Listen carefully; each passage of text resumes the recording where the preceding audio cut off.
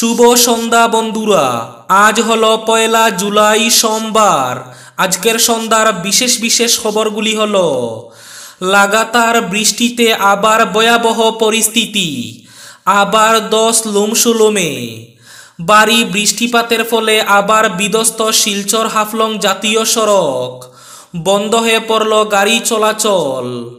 করিমগঞ্জে আবার বিপদ সীমার উপরে কুশিয়ারা নদী এবং সিংলা নদী। আজ সন্ধ্যা 7টায় বিপদ সীমা পার করল লঙ্গাই নদীও। ঘন্টায় 12 থেকে 14 সেন্টিমিটার করে জল বাড়ছে লঙ্গাই নদীর। এদিকে বরাক নদীর জলও দ্রুত বাড়ছে। শিলচর অন্নপূর্ণা ঘাট ও বদরপুর ঘাটে হু হু করে বাড়ছে বরাক নদীর জল। হাইলাকান্দি জেলায়ও দলেশ্বরী এবং কাটাখাল নদীর জল বাড়ছে। লাগাতার বৃষ্টিতে জাটিঙ্গা এবং হারাং নদীর জলে ডুবছে কাটিগড়া এবং বরহলার বহু অঞ্চল। সড়কের উপর দিয়ে বইছে জল। আজ সংসদে শিবের ছবি হাতে নিয়ে বক্তব্য রাহুল গান্ধীর। শোরগোল তীব্র বিতর্ক। আজ এক নাগাড়ে বৃষ্টিতে কৃত্রিম বন্যায় প্লাবিত শিলচর। লাগাতার বৃষ্টিতে আবার জলমগ্ন করিমগঞ্জ শহরের একাংশ এলাকা। চারিদিকে শুধু জল আর জল। খাটিগড়ার বাগানের টিলাবাবুর নেককারজনক কাণ্ড। পা দিয়ে মারলেন ছাগল, গ্রেফতার টিলাবাবু, তীব্র চাঞ্চল্য। খাটালতলি বাজারিসরা পুলিশের জালে 3 প্রতারক। গাড়ি চুরির ভুয়ো মামলা করে ইন্স্যুরেন্স দাবি। 1951 সালকে বৃত্তিবর্ষ করে এনআরসি করে বিদেশি শনাক্তকরণ চায় পিপিএফএ। করিমগঞ্জ শহরের কৃত্রিম বন্যা রোধে মুখ্যমন্ত্রীর হস্তক্ষেপ জরুরি। বিধানসভায় বিষয়টি উত্থাপনের আশ্বাস বিধায়ক কমলাক্ষ দে পুরকায়স্থের। করিমগঞ্জে এবার বেপরোয়া গাড়ি চোর চক্র, পুলিশের ভূমিকায় ক্ষোভ। এবং শেষ খবরটি, মোবাইলের রিচার্জের নিয়ে আগামীকাল 2 জুলাই দেশব্যাপী প্রতিবাদ। 3 জুলাই ট্রাইকে গণ ইমেল, নেটপ্যাক এবং মোবাইলের রিচার্জের মূল্য বৃদ্ধির প্রতিবাদ।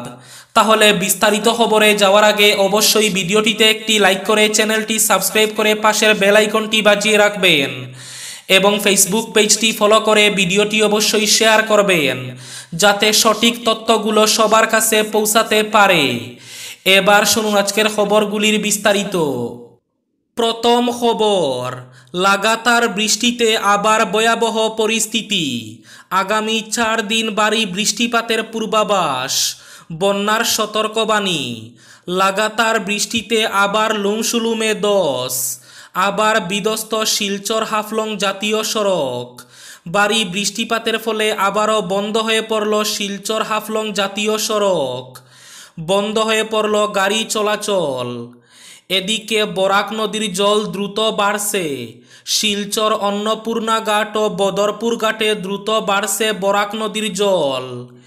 এদিকে করিমগঞ্জে আবার বিপদ সীমার উপরে কুশিয়ারা এবং সিংলা নদীর জল।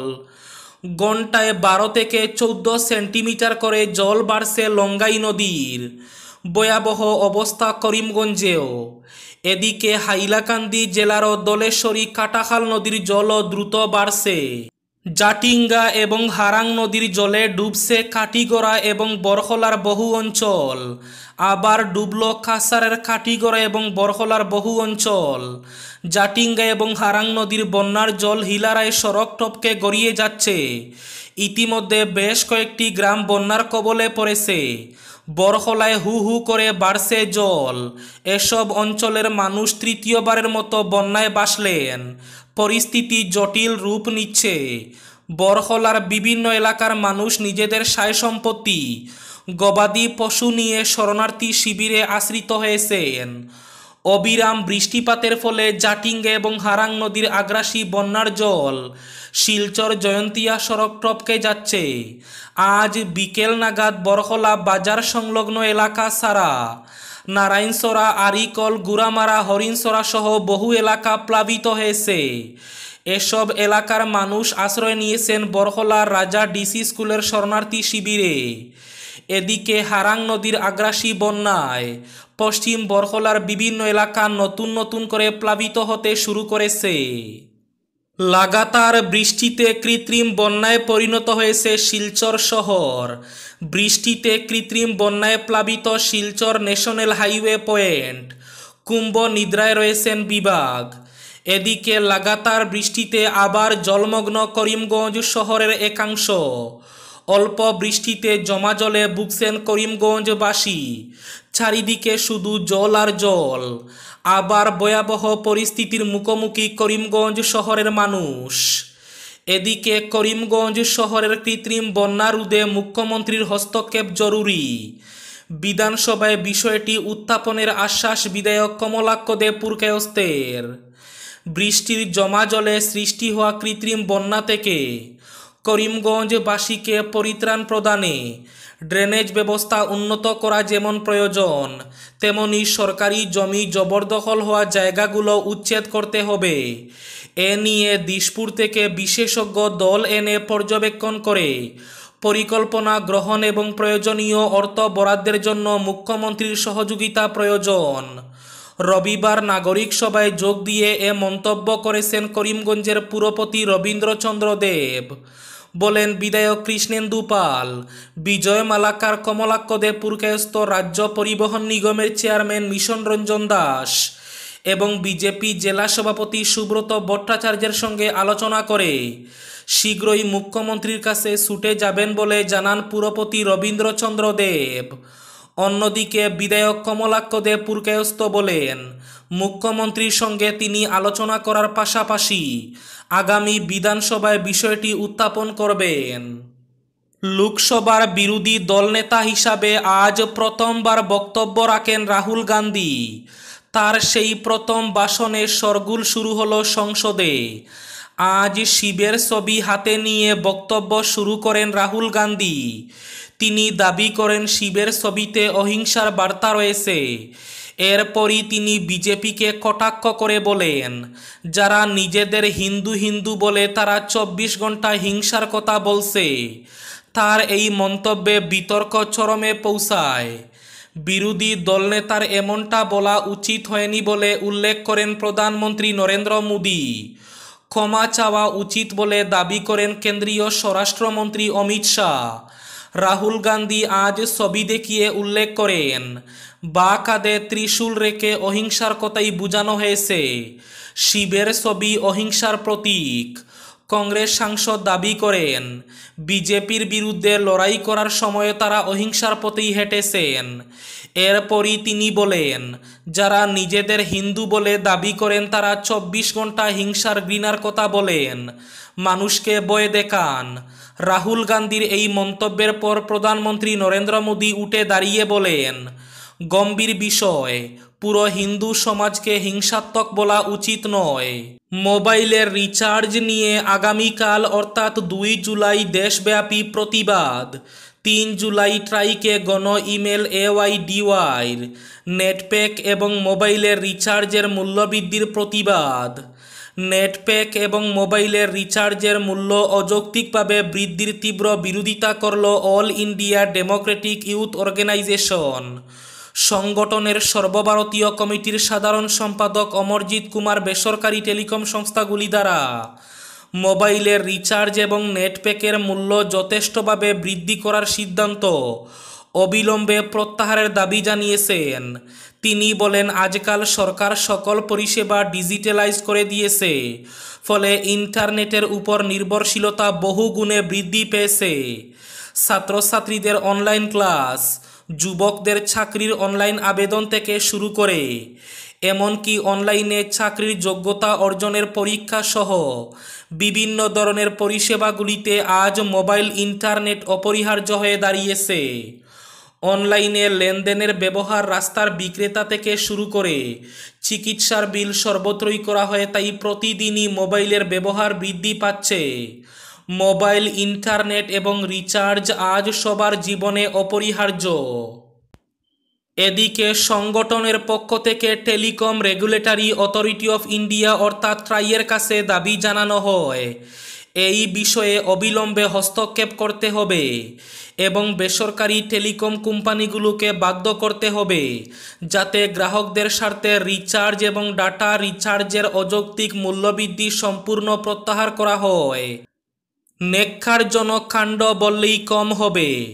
একটি ছাগলছানাকে মেরে ফেললেন বাগানের এক টিলাবাবু। সামাজিক মাধ্যমে ভাইরাল হয়ে পড়েছে। মামলার পরিপ্রেক্ষিতে আজ অর্থাৎ সোমবার পুলিশ টিলাবাবুকে গ্রেফতার করেছে। জঘন্য ঘটনাটি সংঘটিত হয়ে কাটিগড়া বিধানসভা কেন্দ্রের অন্তর্গত হিলারা বাগানে। ভাইরাল হওয়া ভিডিওতে দেখা যায় অসিত নন্দী নামে বাগানের টিলাবাবু একটি ছাগলছানার পা দিয়ে গলা টিপে ধরেন, কখনো হাত দিয়ে ছিঁড়ে ফেলার চেষ্টা করেন, নির্মমভাবে মেরে ফেলেন ছাগলছানাকে। সামাজিক মাধ্যমে এতে নিন্দার জ্বর ও শাস্তির দাবি উঠে। এ ভিডিও দেখে রবিবার রাতে কাটিগড়া থানায় এজাহার দায়ের করেন বাগান শ্রমিক করুণা রাজবংশী। তিনি এজাহারে যশোমতী বাউরি নামের বাগান সর্দারিনীকে অভিযুক্ত করেন। তিনি সহ বাগানের বেশ কয়েকজন শ্রমিক বলেন, গত কদিনের মধ্যে প্রায় 20টিরও অধিক ছাগল চুরি হয়েছে। এ নিয়ে আতঙ্ক সৃষ্টি হয় বাগান এলাকায়। কিন্তু রবিবার সকালে একটি ছাগল মেরে ফেলার ভিডিও তাদের হাতে আসায় তারা চিনতে পারেন চুরিকাণ্ডের মূল তাদেরই বাগানের টিলাবাবু এবং বাগান সর্দারনী। নির্মমভাবে ছাগলটিকে মেরে ফেলায় থানায় মামলা দায়ের করেন। 1951 সালকে ভিত্তিবর্ষ করে আবার এনআরসি করে বিদেশি শনাক্তকরণ চায় পিপিএফএ। পেট্রোটিক পিপলস ফ্রন্ট অসম রাজ্য নাগরিকত্বের ভিত্তিবর্ষ হিসাবে 1951 সাল করার দাবি উত্থাপন করল। এবারের লোকসভা নির্বাচনে এক বিশেষ রাজনৈতিক দলের সমর্থনে বাংলাদেশ মূলের মুসলিমদের ভোট প্রদান নিয়ে রাজ্য জুড়ে বিতর্ক চলার মধ্যে পিপিএফএ 1951 সালকে নাগরিকত্বের ভিত্তিবর্ষ করার দাবি উত্থাপন করল। রাজ্যের মূল বাসিন্দাদের উপর বাংলাদেশি মূলের নাগরিকদের আগ্রাসন ক্রমশ বৃদ্ধি পাচ্ছে। কেন্দ্র এবং রাজ্যের বিজেপি জোট সরকার থেকে বিভিন্ন সুবিধা লাভের পরও এক বিশেষ রাজনৈতিক দলকে বাংলাদেশি মূলের মুসলিম নাগরিকরা ভোট দিয়েছেন। একথা খুদ মুখ্যমন্ত্রী হিমন্ত বিশ্ব শর্মা সহ অন্যান্য মন্ত্রী প্রকাশ্যে বলেছেন। পিপিএফএ রবিবার এক প্রেস বার্তায় বলেছে, এ ধরনের দুর্ভাগ্যজনক ঘটনার পুনরাবৃত্তি যাতে না হয়, এ সমস্যার চিরস্থায়ী সমাধানের জন্য 1951 সালকে ভিত্তিবর্ষ করে নাগরিকপঞ্জি প্রণয়ন করা দরকার। এবার শেষ খবরটি। বাজারিছড়া কাঁঠালতলী পুলিশের জালে 3 প্রতারক। গাড়ি চুরির ভুয়ো মামলা করে ইন্স্যুরেন্স দাবি। মিজোরামে গাড়ি বিক্রি করে ভুয়ো চুরির মামলা আর পরে ইন্স্যুরেন্স ক্লেম করে অর্থ আদায়ই ছিল তাদের মূল কৌশল। কিন্তু কোথায় আছে চুরের 10 দিন গৃহস্থের 1 দিন। পুলিশের হাতে ধরা পড়ল 3 প্রতারক। জানা গেছে গতকাল বাজারিছড়া থানাধীন কাঁঠালতলী পুলিশে আনুমানিক বিকেল 3টায় এক ব্যক্তি এসে জানান তিনি নাকি কুকিতল রাবার বাগান এলাকায় একটি অটোরিকশা রেখে চা খেতে গিয়েছিলেন। চা খেয়ে ফিরে এসে দেখেন গাড়ি নেই। কিন্তু ওই স্থানে কোনো চায়ের দোকান না থাকায় পুলিশের সন্দেহ হয়। পুলিশ সঙ্গে সঙ্গে তদন্তে নেমে অভিযোগকারী ওই ব্যক্তিকে আটক করে। জিজ্ঞাসাবাদে পুলিশ জানতে পেরেছে গাড়িটি কিস্তিতে ক্রয় করা হয়েছিল। ধৃত ওই ব্যক্তি গাড়িটি অন্যত্র বিক্রি করে ভুয়ো মামলা করতে এসে ধরা পড়ে পুলিশের হাতে। উদ্দেশ্য ছিল ইন্স্যুরেন্স ক্লেম করা। কাঁঠালতলী পুলিশ তাকে গতকালই বাজারিছড়ায় পাঠিয়ে দেয়। এখানে দীর্ঘ জিজ্ঞাসাবাদে আরও 2 জনের নাম জানায় সে। পরবর্তীতে পুলিশ আরও 2 অভিযুক্তকে আটক করে রাতাবাড়ি সরকারি বাড়ি এলাকা থেকে। ধৃত আজিমউদ্দিন কামাল হোসেন ও নুরুল হকের বিরুদ্ধে মামলা দায়ের করে আজ আদালতে পেশ করেছে পুলিশ। এদিকে করিমগঞ্জ জেলায় এবার বেপরোয়া গাড়ি চোর চক্র। পুলিশের ভূমিকায় খুব। মাদক বার্মিজ সুপারির পর এবার করিমগঞ্জে সক্রিয় হচ্ছে গাড়ি চোর চক্র। এক রাতের মধ্যে করিমগঞ্জ থেকে পাচার হয়ে যাচ্ছে গাড়ি। চুরির চাহিদায় অন্যতম রয়েছে দ্বিচক্রযান, ত্রিচক্রযান, অটো। করিমগঞ্জের বিভিন্ন কোম্পানির নতুন অটো বিভিন্ন ছাইচক্রের হাতে পড়ে এক রাতে করিমগঞ্জ মিজোরাম সীমান্ত দিয়ে মিজোরামের বিভিন্ন জায়গায় নিয়ে যাওয়া হচ্ছে। প্রায় প্রতি এক সপ্তাহ অন্তর অন্তর করিমগঞ্জের বিভিন্ন শোরুম থেকে বিক্রি হওয়া নতুন অটো চুরির ঘটনা সংঘটিত হলে কুম্ভনিদ্রায় পুলিশ প্রশাসন। এই ছিল আজকের সন্ধ্যার বিশেষ বিশেষ খবরগুলি। ভিডিওটি অবশ্যই লাইক করে শেয়ার করে দেবেন।